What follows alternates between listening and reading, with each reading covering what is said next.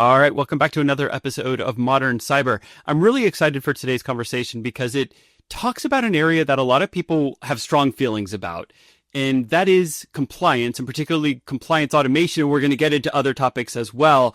But, there's a saying in cybersecurity that cybersecurity is not compliance and compliance is not security, but there's definitely a strong intersection. And our guest today brings a whole wealth of experience on the compliance side, working with, I think, hundreds, if not thousands of companies around the world on their compliance journeys. By the way, by way of disclosure, ourselves included, we are also customers of the organization whose CEO we will be introducing today. I am delighted to be joined today on Modern Cyber by Shrav Mehta of Secureframe. Shrav is the founder and CEO of Secureframe, which has quickly become a leading compliance automation platform, helping thousands of organizations meet their security and privacy obligations. A lifelong entrepreneur, Shrav began developing mobile apps as a teenager, creating more than a dozen apps, collectively millions of downloads. Recognizing the need for a modern, streamlined approach to security and compliance, he launched Secureframe at just 23 years old, and under his leadership, the company continues to grow and redefine the industry. Shrav, thank you so much for taking the time to join us today on Modern Cyber. Of course. Thanks for having me. My pleasure.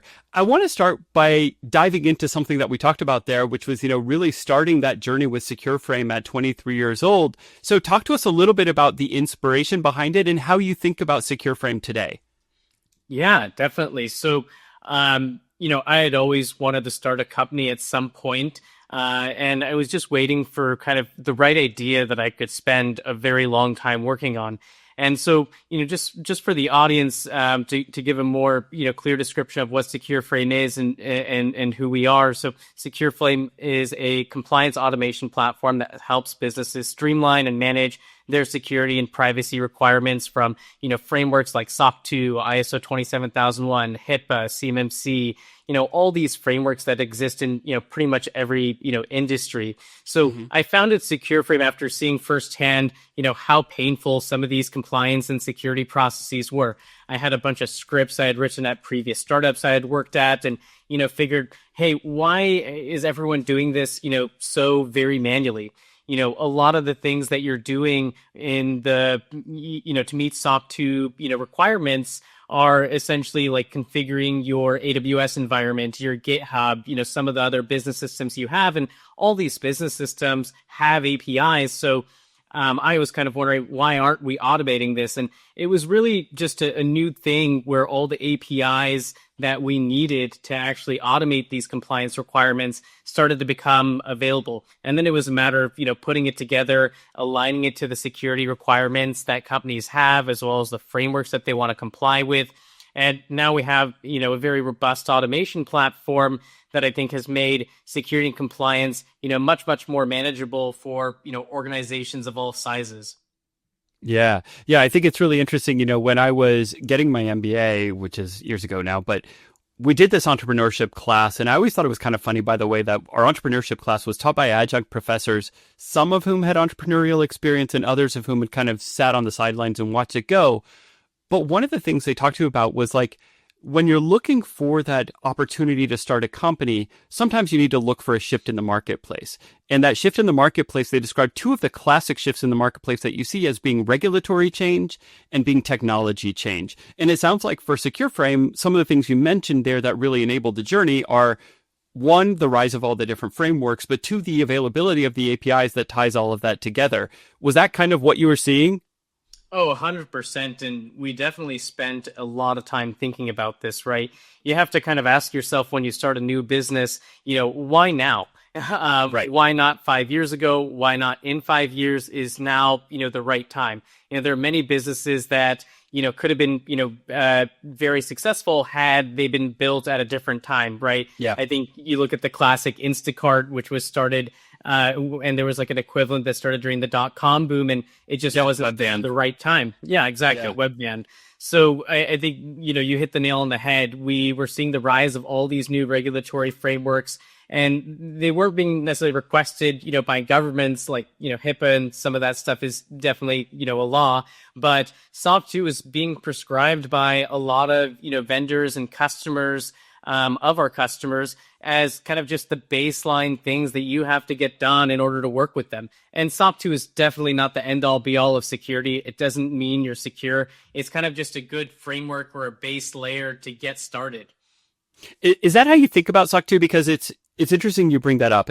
I don't work in a regulated space. I work in cybersecurity, and Firetail is a cybersecurity software company. But we did our SOC 2, and we did it kind of proactively, thinking that, hey, we know customers are going to come along who ask us what are our own internal processes. And we picked it because we thought it was just a good framework in general to kind of lay down that baseline as you described it. But one of the things you said there, I'm curious to hear what your experience has been in working with lots of customers. Is it really this inheritance where, customers are coming to vendors and saying, hey, look, I need to know that you've got your basics in place, and this is a good way to check that box, so to speak? Oh, 100%. I would say that is probably one of the main reasons why, folks initially get their SOC 2. It's because a customer is asking for it, or they need some sort of proof or attestation that they're actually doing all the security things that they claim to be doing. So SOC 2 is a great way to do that. ISO 27001 is as well. If you're dealing with, the federal government or more government entities, you see a lot of these companies, abiding by NIST. So I would say that is probably, one of the most common reasons why people get it. And again, just because you have SOC 2 doesn't mean you're secure. It just means that, hey, you have some of the basics, in place, and you have a strong foundation than, probably having nothing. Well, let's get into that for a second. So, in the introduction, I said there's some strongly held opinions in the cybersecurity industry that security and compliance, while they may have some overlaps, people equate them, and that's not really the right way to think about it. How do you view the intersection, or, the classic kind of middle school essay question, compare and contrast these two concepts? How do you view where they are overlapped and where they're different? Yeah, totally. So when I describe Secureframe, I often say security and compliance because, both of those words are very broad. When I say security, I sometimes don't even realize that some people don't think I'm talking about cybersecurity. They're thinking physical security. Right. Or with compliance, there's, all sorts of compliance. There's compliance for medical devices. So what are we talking about? So I often say, security and compliance to notate that where Secureframe operates is helping people, achieve compliance with a number of these security frameworks. And, technically we do support a lot of different privacy frameworks, like GDPR, CPRA, and, a bunch more. But, they are, two very different things. Yeah. And when you think about kind of, let's say, some of the common pitfalls that I hear around going through these processes, one is that okay, well, actually, though, your SOC 2 audit, so to speak, is only as good as the auditor who actually comes in and checks your work. And if they're very thorough, they might, a lot of audits are done on spot check basis where they do a sampling across all of the data points. If they're very thorough, they might do a broader sample, they might do more data points, and they might dive deeper on some of those. Whereas some auditors might be very surface level. What's been your experience in kind of seeing the different experiences and the different levels of engagement that these auditors might have? Yeah, definitely. So I don't have a particular side to pick in this argument. What I'll share is just a bunch of things that I've observed. So, I think a lot of your audience is founders and entrepreneurs. So I'll kind of, give some analogies, right? So, a lot of the audit quality depends on the partner sometimes, not necessarily the firm. You can get someone who does a terrible job at a top firm, and it might look a little bit better on paper because it has a shinier logo, but ultimately that doesn't mean the audit was any better. All these frameworks have minimum requirements as far as what needs to be audited, how the audit has to be conducted. So there is a very strong baseline, in place that everyone has to meet. I've seen, smaller, more boutique, shops that help people get their SOC 2, ISOs, CMMCs, whatever they need to get, with a much higher level of rigor than I've seen top firms do that with. So I think a lot of this stuff, is spewed by, people who have, how do I put it? They have, how do I put it? They have bias because they Yeah. might be at a top firm saying these things because it's harder to differentiate. So the way I put it is like look at how look at how your auditor plans to review your security paperwork. These days with tools like Secureframe, you're able to check everything. You don't necessarily have to use sampling methodologies or these kind of audit mechanisms of the past. It's much more easy to be thorough than people think. So I wouldn't worry too much about that these days. Okay, fair enough.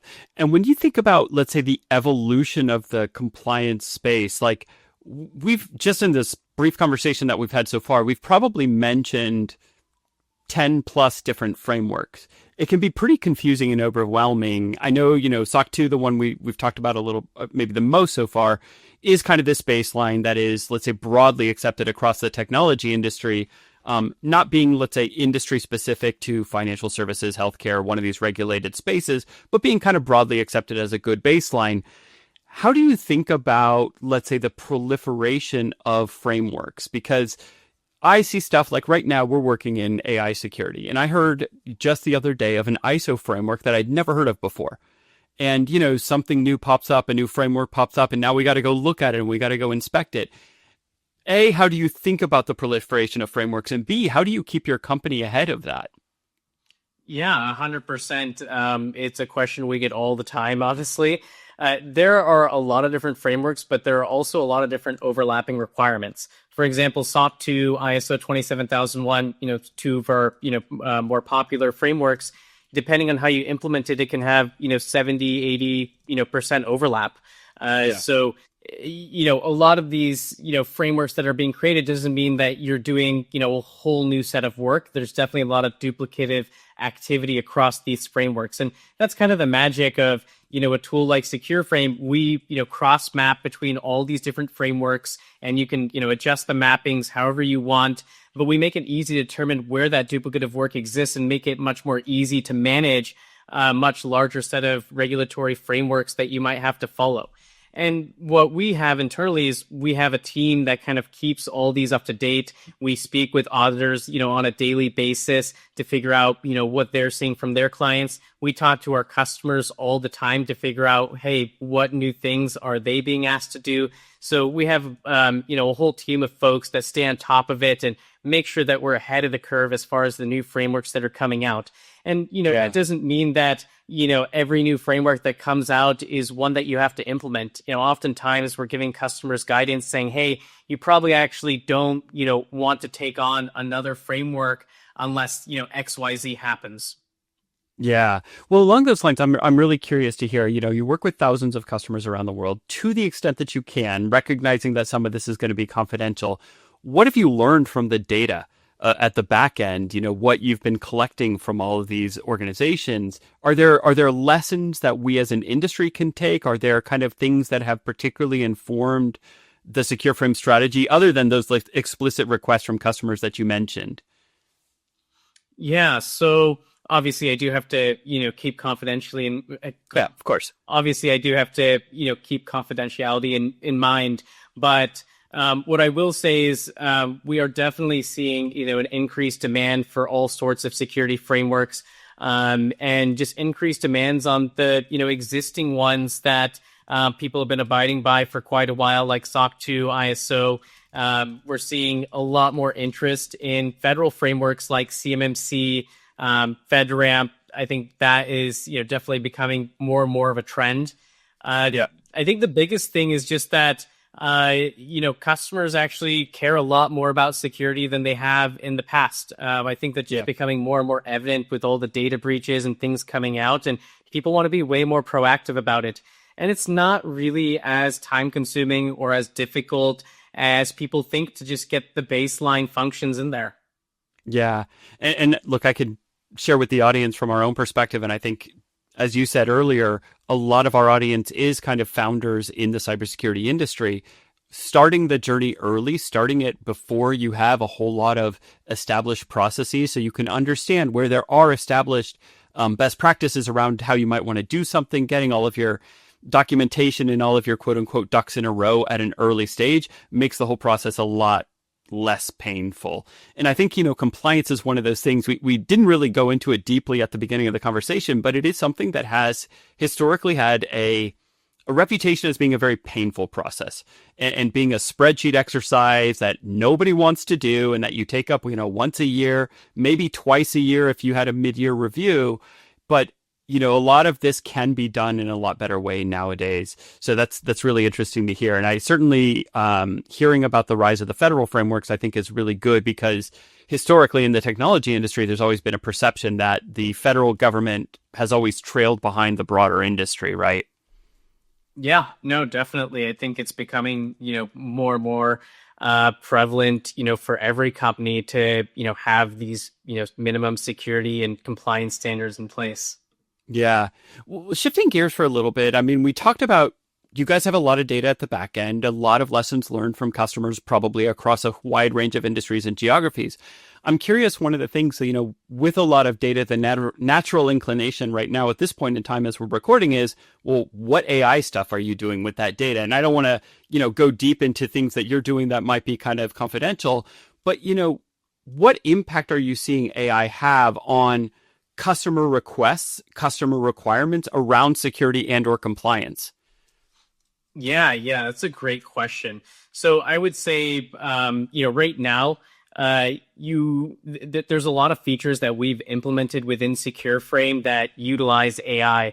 So one thing that, we've done is implement AI remediation. So essentially, if there is a, configuration that we find that isn't correct, we will actually give you an AI response that says, "Hey, here's the AWS CLI command," or here's a way to update your Terraform files, or here's some instructions on how to actually fix, what needs to be remediated. And we personalize it towards the specific misconfiguration that, we were able to scan in your account. So that's one thing that we've seen a lot of utilization on that's been extremely, extremely helpful, I think, to our customers.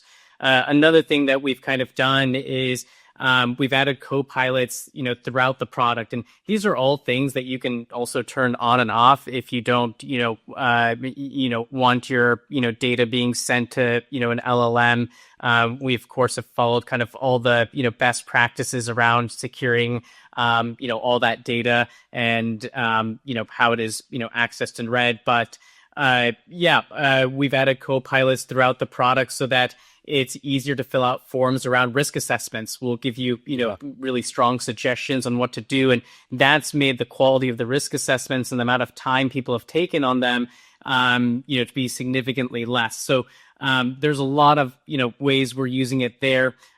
We've also added, updated functionality around our security questionnaires product. So that we can provide, better answers when you might not have had any previous security question or anything, from your past to answer security questions. So we generate, the best possible response.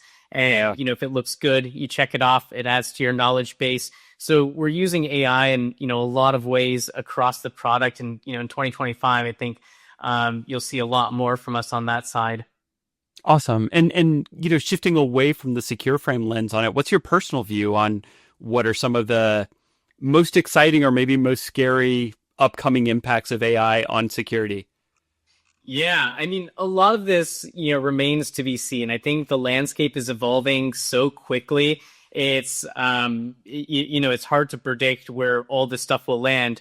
But I do have some hot takes. So I think All right. one of the, I mean, why not? Let's share them on the internet. So I think one of my hot takes is that AI will make privacy way, way more difficult. Maybe that's not a super hot take, but when powerful AI agents can piece together data trails instantly, can surface all sorts of information from the web, it's going to make it a lot harder to stay private, especially once your data has been harvested. Deleting stuff off the internet is already hard. Deleting it, from a model that's been trained on the internet, and cost billions or hundreds of millions of dollars to train maybe today. That's going to be really difficult. So I think that's one thing that I think will require a lot of thought. How do we, maintain personal anonymity or privacy? How do we manage that in the future? I think another thing that's going to become, more and more obsolete is password-based security, and we're already seeing this. AI can, guess and brute force credentials, much more easily than they have been in the past. And, we're seeing, new password requirements and things like that. But there's so many data breaches where they're stealing these passwords, they're reused. There's only so much you can really do. And I think pass keys and, some of the passwordless authentication strategies that we're seeing come into the marketplace today are going to be, the requirement or the baseline. I think passwords will probably be gone, in maybe 2 to 3 years from the vast majority of these applications. So we'll see, what happens there. I also think that, we need a lot more, white hat AI agents and startups working on that.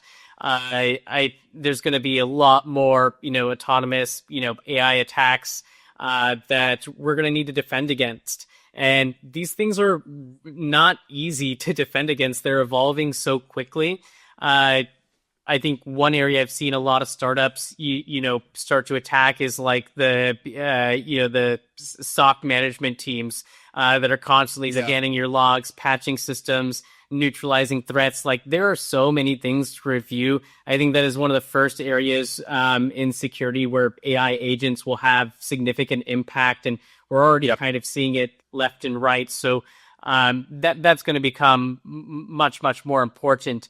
The one I'm personally most scared about is just like how human emotions are essentially being hacked for a profit, right? AI is already excellent at, A/B testing things. We're starting to see, deep fakes of people becoming, better and better and harder to detect. Yeah. So, I think AI is going to be able to understand like real-time sentiment, emotion, and be able to persuade humans to do things that be able to persuade humans and, socially engineer us in much more effective ways than the past. So I think that's something that, is going to require more than just some security awareness training to combat.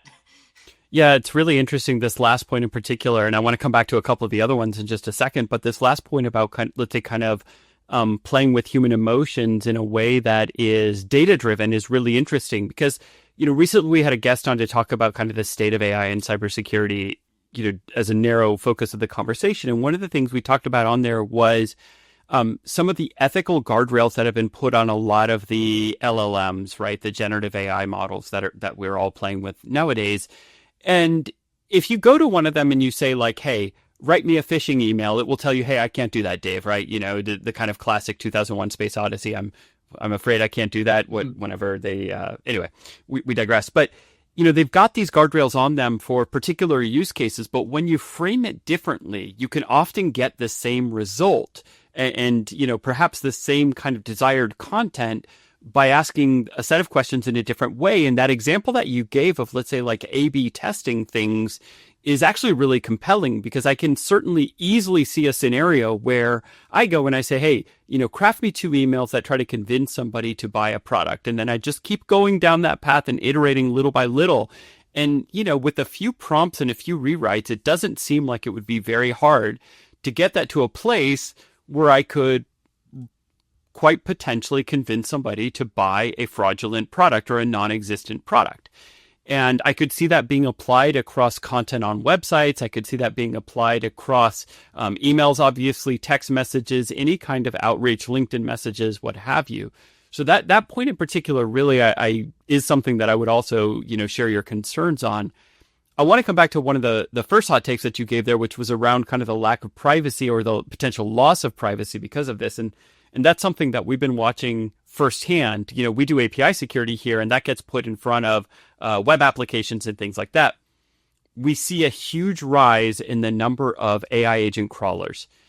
We do intercept a lot of non-API traffic, standard HTTP traffic, and analyze that as well. And so we see those user agents coming from these third-party AI services, and they're rising rapidly.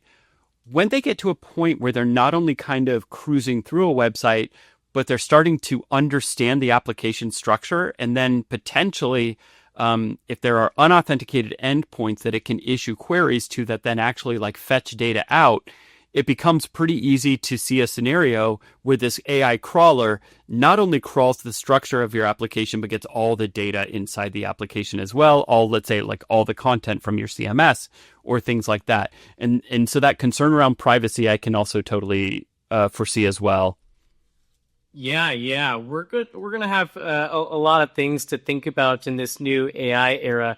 And just to kind of put more of a word to what you were saying, like I think what people typically call, the model breaking that you're talking about is jailbreaking the model. Jailbreaking, yeah. Almost every time a new model comes out, within a day or so, probably a couple hours, there's someone who's figured out how to jailbreak it. And get it to say things that it's not supposed to, right? So I think that stuff is going to be really complicated, and I think you also bring up a good point around, hey, write me a persuasive email, and I would take that a level further. And this is I think we're using this in a positive way at Secureframe right now, but what we do is when a new lead comes to our website, we, do all this research on them. We figure out, hey, why has their company been in the news recently? Are there any interesting blog posts that could give us an indication of why they may have reached out? Do they have a security page or any certifications already? How long have they been in business? Who's the person reaching out to us? Are they a former customer? So, I've spent a lot of time in sales and marketing, and one of the things that always has been, very perplexing to me is just lead scoring. I think, I don't know how familiar you are with it, but I think scoring is, it obviously has a need, and it makes sense why we do it.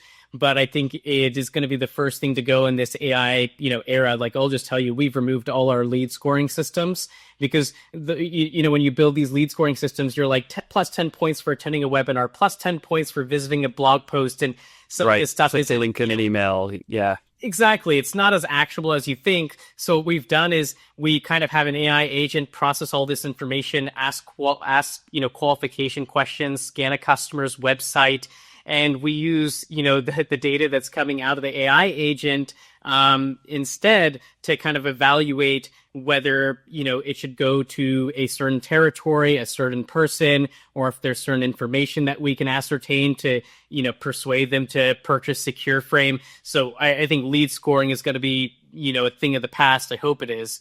Again, the opposite, like it could be really hacked for a profit too. Yeah.